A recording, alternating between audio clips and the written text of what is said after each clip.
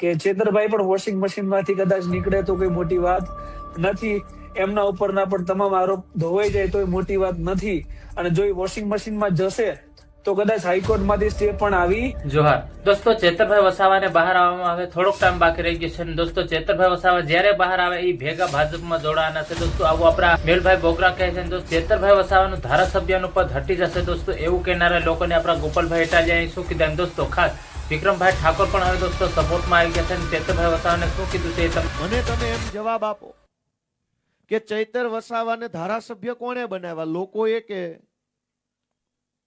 લોકોએ બનાવ્યા ને? લોકોએ બટન દબાવ્યું, સમાજે બટન દબાવ્યું તો એ માણસ ધારાસભ્ય બન્યા. ધારાસભ્ય જનતાએ બનાવ્યા છે. એવું નથી ગડકો દડકો દહીં દડકો બની ગયો ધારાસભ્ય, એમ નહીં બને કોઈ. સમાજ જેને પ્રેમ કરે, લોકો જેને આશીર્વાદ આપે, એ માણસ ધારાસભ્ય બને.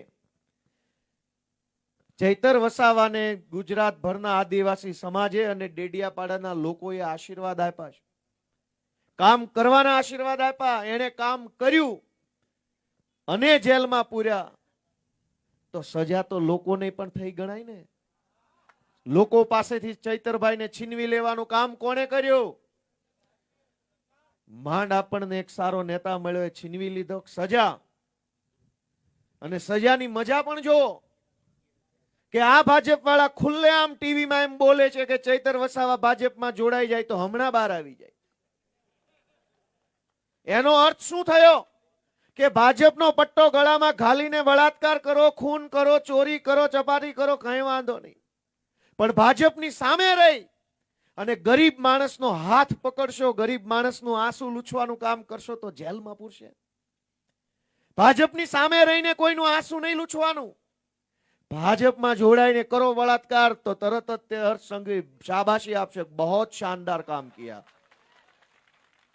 એનો અર્થ એ થયો કે ચૈતર વસાવા ભાજપમાં જોડાય તો સજા માફ, અને ભાજપમાં ન જોડાય તો જેલમાં પૂરી દેવાનો. મુદ્દો હવે ચૈતર વસાવા નથી, મુદ્દો વ્યવસ્થા આખી કેવી રીતે હાલે છે એનો મુદ્દો હવે તો આવ્યો. જાય આવું મારું માનવું છે. અને વોશિંગ મશીનમાં ગયા વગર જો ડાયરેક્ટ હાઈકોર્ટમાં જવામાં આવે તો કદાચ ના પણ મંજૂર થાય, આવું પણ બની શકે. આપણે કોઈ નામદાર કોર્ટ ઉપર કોઈ આરોપ પ્રત્યારોપ નથી કરતા, પણ એક જનરલ પરસેપ્શન છે ને આવું બધું આપણે જોતા આવીએ છીએ કે જયારે લોઅર કોર્ટ હોય પછી એ જ રાજ્યની હાઈકોર્ટમાં જવામાં આવે ત્યારે એ જજમેન્ટ હોય એ સ્ટે રહે, એઝ ઇટ ઇઝ રહે. પછી જયારે સુપ્રીમ કોર્ટમાં જવામાં આવે ત્યારે એકદમ આખું એડવર્સ જજમેન્ટ આવે.